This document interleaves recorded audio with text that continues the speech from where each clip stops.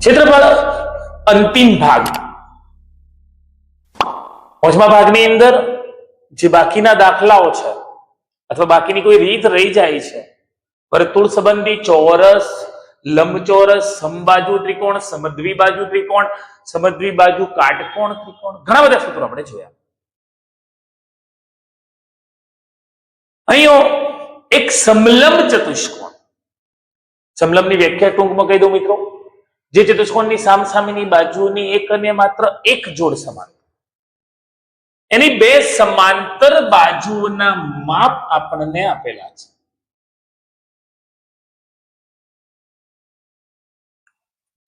એક બાજુનું માપ 6 સેન્ટીમીટર, એક બાજુનું માપ 8 સેન્ટીમીટર અને ચતુષ્કોણની ઊંચાઈ એટલે કે લંબ અંતર આપણને આપેલું છે 4.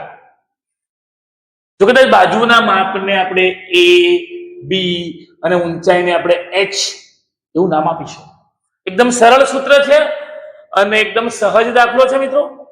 સમલંબ એક સ્પેસિફાઈડ ચતુષ્કોણ આપણે કહી શકીએ કે અલગ જ છે, એટલે સમાંતરથી, સમબાજુથી કે ચોરસથી કે લંબચોરસથી સાવ અલગ, કે જેની એક અને માત્ર એક જોડ સમાન. તો સૂત્ર આપણે લખીએ, સમલંબ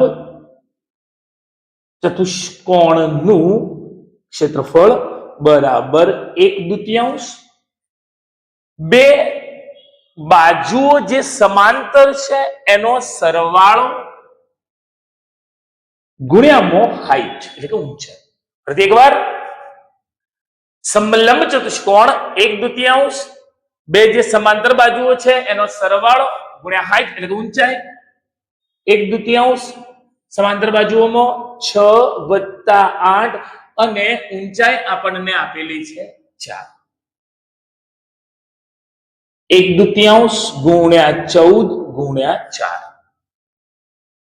છે, દૂર કરીએ આપણે તો 2 અને જવાબ મળશે 28 સેમીનો સ્ક્વેર.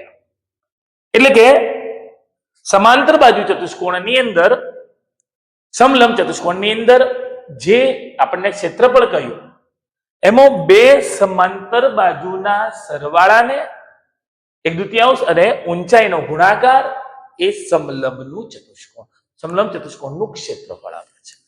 ત્યારબાદ એક વર્તુળ અને લંબચોરસની પરિમિતિ સમાન છે. આપણને લંબચોરસની બાજુ આપેલી છે, જોઈએ તો પરિમિતિ બંનેને આપણે સરખાવીએ. વર્તુળની પરિમિતિ બરાબર લંબચોરસની પરિમિતિ. વર્તુળની પરિમિતિ એટલે કે વર્તુળનો પરિઘ, પરિમિતિ મીન્સ પરિઘ, આપણે લખીશું 2πr. લંબચોરસની પરિમિતિ 2 કૌંસની અંદર 18 + 26, 2 ગુણ્યા 22 સપ્તમાંશ ગુણ્યા r, 18 + 26 મળશે 44. જોઈએ તો આપણે r ને એક તરફ રહેવા દઈએ, 2 ગુણ્યા 44 ગુણ્યા 7 ભાગ્યામાં 2 ગુણ્યા 22, 22 અને 2 44 થશે, દૂર થઈ જશે. એ પ્રમાણે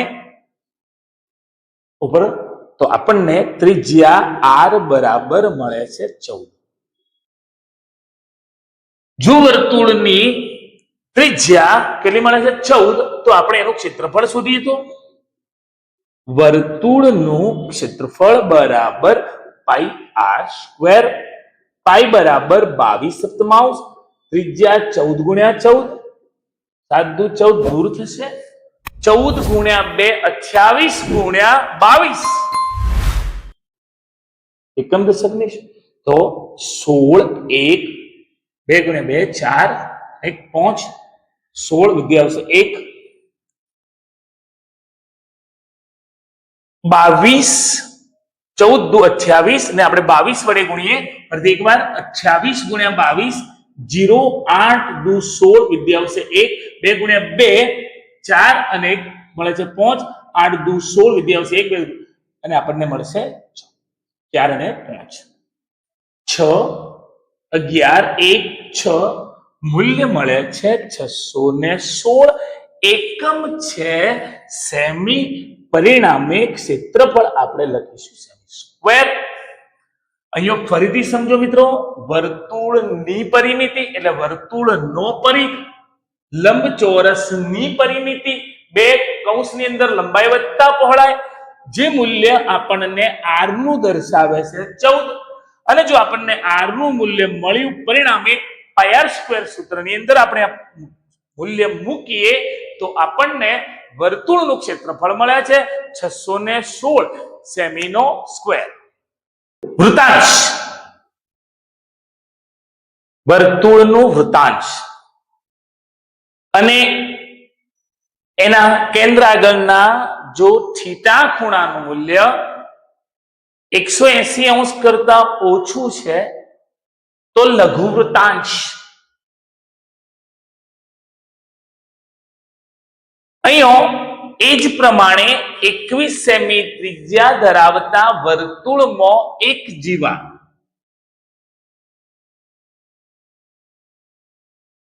કેન્દ્ર વર્તુળની જીવા 45 અંશનો ખૂણો બનાવે છે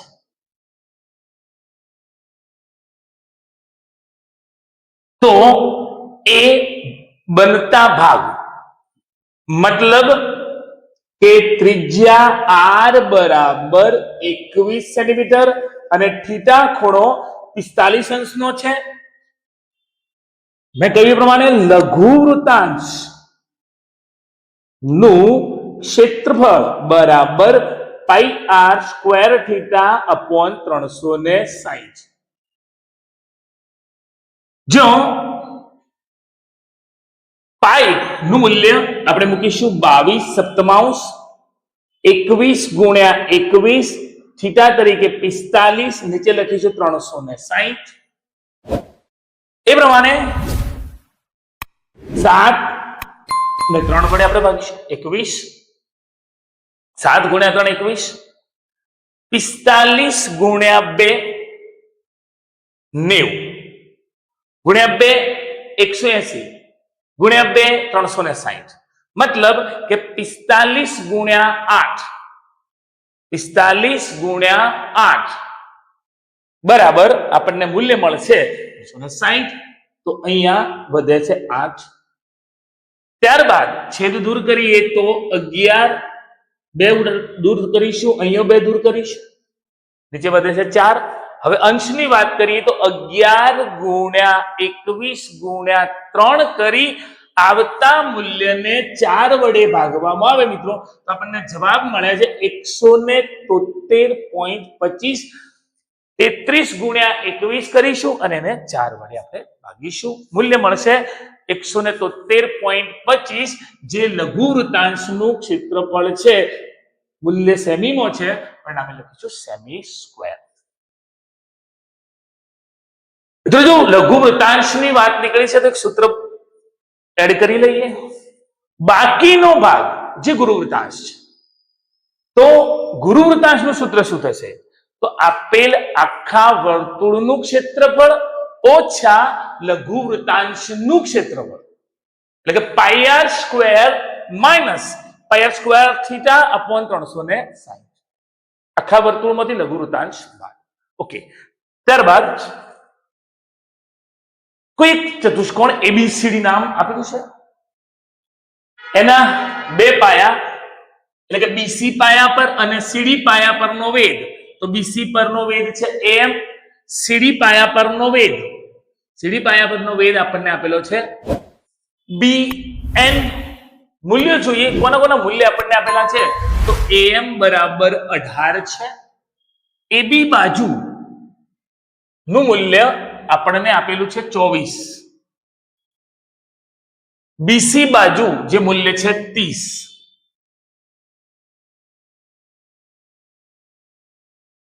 એબી 24 એ પ્રમાણે આ સીડી મૂલ્ય પણ આપણે 24 લઈશું જોઈએ તો ચતુષ્કોણ એબીસીડી નું ક્ષેત્રફળ બરાબર પાયો ગુણ્યા વેધ, અને સામે પણ પાયો ગુણ્યા વેધ. ચલો પાયો કયો? તો સીડી ના પરનો વેધ જોઈએ તો BN.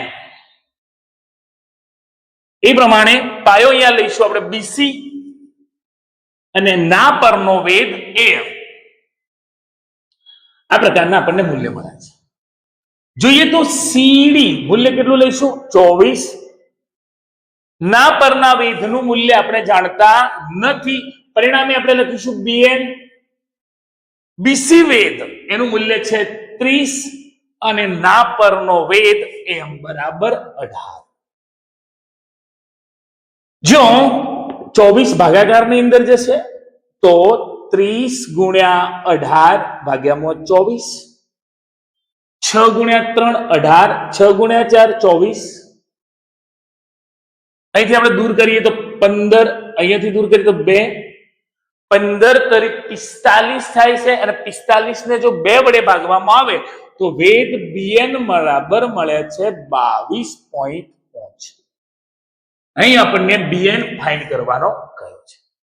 મિત્રો ક્ષેત્રફળ નો અહીંયા 5મો ભાગ આપણે પૂર્ણ કરીએ છીએ, અને આપણી ચેનલ પર ગણિત વિજ્ઞાનના મેથ્સ રીઝનિંગના આ જ પ્રકારના વિડીયો અપલોડ થતા રહેશે. ચોક્કસ એને નિહાળતા રહેશો અને વધુના વધુ મિત્રો સુધી પહોંચે એ પ્રમાણે શેર કરતા રહેશો.